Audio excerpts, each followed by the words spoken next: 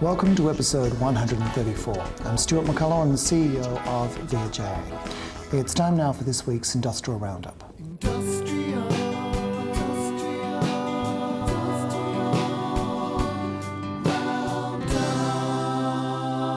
For this week's Industrial Roundup, we begin with bargaining, specifically bargaining for the Nurses and Midwives Agreement.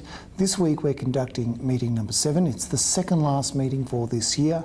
Bargaining for this year is due to conclude on the 2nd of December. The parties will then reconvene on the 20th of January. The time in between those two meetings will then be a good opportunity for us to consolidate the work done so far and to engage with members, especially on the high-risk items. On Tuesday of this week, there is a General Dentists EBA Reference Group meeting as well as a Medical Scientists SDPP WG. We have a final feedback session for CEOs or their delegates regarding the Health and Allied Employer Log also on Tuesday. Our Nurses and Midwives Reference Group meets on Thursday. The Workplace Relations IR Subcommittee also meets on Thursday. That's a subcommittee of our board. And just a reminder to members that each of the bargaining meetings that we're conducting with the ANMF is summarised on the Yammer network under the heading of One Nurses and Midwives Group. If you are experiencing any difficulties in utilising the Yammer network or in signing up to that group, please don't hesitate to contact us or email yammer@vha.com.au. That Yammer platform provides a basis on which, or a place where members can place their comments with regards to the bargaining as well as give feedback. That feedback has been instrumental to us in developing our response to ANMF claims. And finally, good luck to those members who have entered the annual VHIA podcast quiz. We look forward to announcing the results of that quiz very shortly. As always, all of our activities are summarised through the VHIA Yammer network. That's it for this week's Industrial Roundup. It's now time for the weekly update.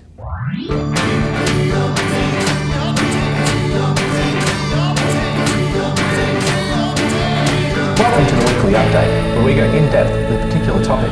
Joining me today is Workplace Relations Consultant Maria Kopilas. Welcome, Maria. Hi, Daniel. So, Maria, you've done this before. The first thing to do is to reveal the clue for this week's podcast. Sure. A TV remote. It is a TV remote. Now, I'll give you a little bit of a hint. You might need to point it at the screen and press play. Okay.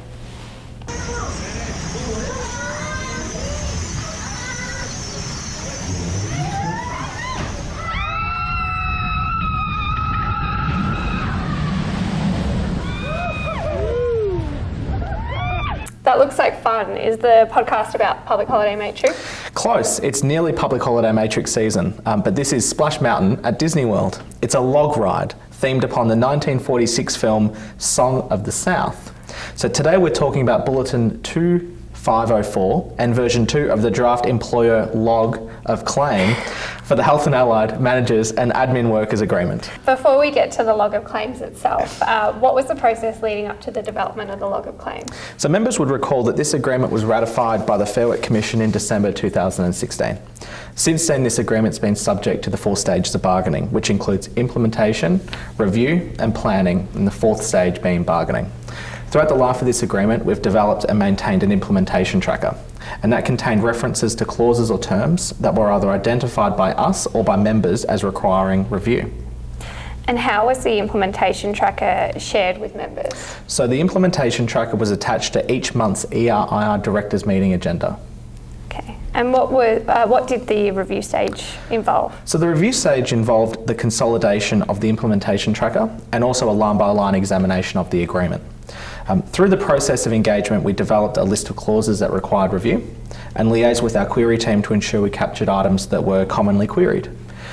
The majority of this work has occurred during this year, during 2019, within which we've increased the number of reference group meetings and sought feedback on draft clauses. So we're now in the planning stage. What does this involve? That's correct. So now is where we take the work over the previous 3 years and develop the employer log of claim, which is why we're here today. So let's quickly recap the consultation timeline to date. So on November 1, 2019, we issued the first version of the draft employer log, and this was sent to the EBA reference group, the Workplace Relations Subcommittee, the payroll reference group and the ERIR directors meeting attendees. On the 6th of November, we presented a summary at the ERIR directors meeting for Metropolitan Health Services, to the EBA reference group and to the Workplace Relations subcommittee. Following the same summary on 13 November 2019 to the ERIR directors meeting for Rural and Regional Health Services.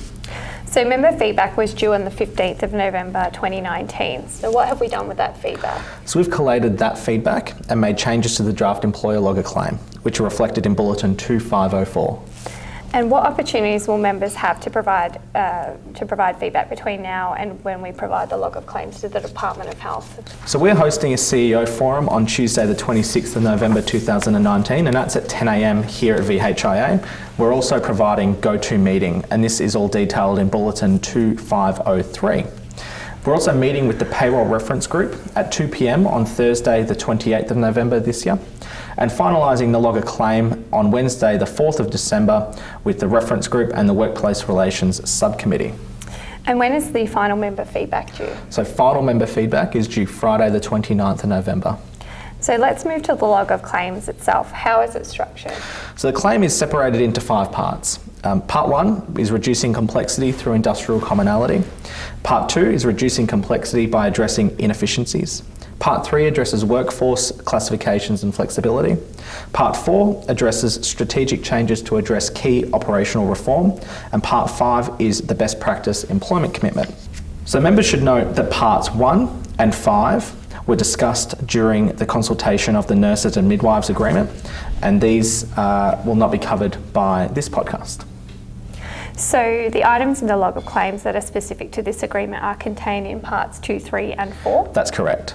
So Part 2 deals with reducing complexity by addressing inefficiencies. What does that look like for this agreement? So we've identified claims and items that deal with redundant terms, and particularly the removal of redundant terms that were inserted during the life of this agreement or had activity during the life of this agreement that now have no work to do. We also are addressing terms that have been subject to dispute over the life of the agreement, and this seeks to clarify that paid parental leave is to be taken at the time of birth, that the theatre technicians and instrument technicians structures introduced at the commencement of this agreement need to be reviewed, that classification structures for the managers and administration section of the agreement has remained unchanged for almost a decade and is overdue for review. We also are addressing clauses that pose substantial administrative difficulty in its implementation and operation. And this includes the late payment on termination clause, corrections to underpayments, and payroll deductions of union dues. We also seek to identify clauses that require manual intervention that generate a cost. So it's anticipated, subject to government approval and the bargaining process itself, that the consolidation of these terms will fund initiatives that better align to the public sector priorities. So the clauses that we've identified as part of this process include laundry allowance, multi-skilling allowance, weekend public holiday payments for Monday to Friday workers who never work on weekends, and change of shift allowance. So we propose that the consolidation of these terms would fund strategic changes to address key operational reforms or public sector priorities. We've also sought to review the agreement and identified clauses that on review could be amended to clarify the intended entitlement.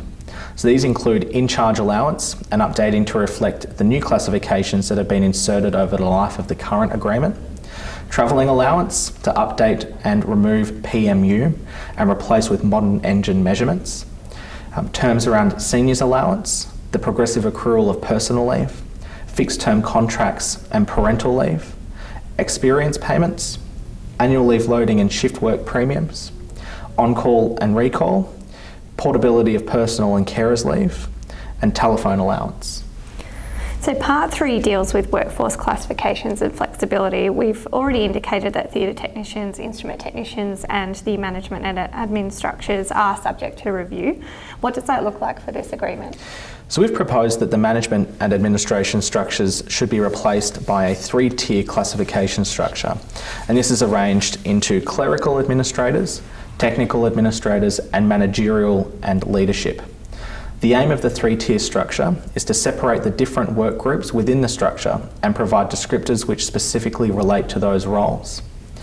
We've also proposed for theatre technician structures to be varied, and this will be reflective of a unqualified technician role, 2 grades for qualified technicians, and 3 grades for senior technicians.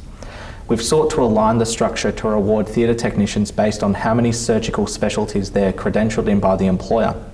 We've also recognised organ transplant and retrieval. We've also proposed the instrument technician structure to be varied, and this is to incorporate unqualified technicians, 2 grades for qualified technicians and 1 grade for senior technicians.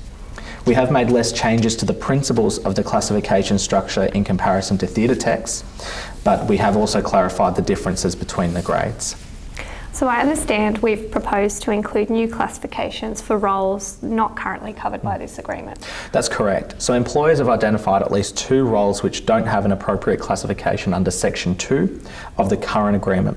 And these roles include emergency department assistants and lifestyle assistants. We're also going to incorporate the security and patient transport officer classification review into the new agreement. So the final part we're addressing today, part 4, is about strategic changes to address key operational reforms. That's correct. The Victorian Government Wages Policy and Enterprise Bargaining Framework defines strategic changes to address key operational reforms as higher cost outcomes linked to a key operational reform or public sector priority. But what have we identified specific to this cohort as strategic changes to address key operational reforms or public sector priority? So anecdotally, the Health and Allied Services section of this agreement captures employees that, in comparison to their public health peers, are less likely to have a tertiary or vocational education, less likely to speak English as their first language, and less likely to be computer literate. As a result of those items, they're less likely to progress through the career structures that exist in the public health system. So in addition to an ageing population that requires an increase in appropriately trained carers. So these are areas which we say can be substantially improved and can be made through aligning with existing government initiatives on free TAFE to assist employees in obtaining formal vocational qualifications in identifiable in-demand jobs. These include aged and disability care, enrolled nursing, dental assistants, nursing support, personal care workers and welfare workers. We would also propose attracting new school leavers to traineeship programs to support the turnover of ageing workforce with a particular focus on regional and rural areas. Promoting Indigenous and disabled workforce participation through funding of roles accessible only to Indigenous and disabled applicants. Providing basic computer literacy training for Health and Allied Services employees through an expansion of funded workplace trainer and career advisor roles. So once we've received the feedback from members, what happens next? So members would recall from episode 105 that the Victorian Government had issued their wages policy and enterprise bargaining framework in April this year. The policy does set out indicative bargaining preparation timelines which are available on screen. So this agreement has a nominal expiry date of 30 September 2020. As we are currently here, 9 months prior to nominal expiry date, the draft bargaining approval documents are to be submitted to the Portfolio Department for approval. So having regard to the Christmas and New Year period, we've undertaken to provide our draft bargaining approval documents to DHHS in early December. We would anticipate the preliminary feedback from DHHS before the new year. So what should members prioritise in the interim? So there's 2 items in particular that are absolutely urgent and are necessary. One is that Bulletin 2493 that was issued on the 8th of October 2019 requesting health services to complete an online survey about existing entitlements. That data is extremely important for the finalisation of our logger claim. So we ask that health services complete that as soon as possible. And also Bulletin 2504, which is the topic of this podcast, request feedback on version 2 of the employer logger claim by 29th of November this year. So thank you very much, Maria, for joining me. Thanks, Daniel. Thank you.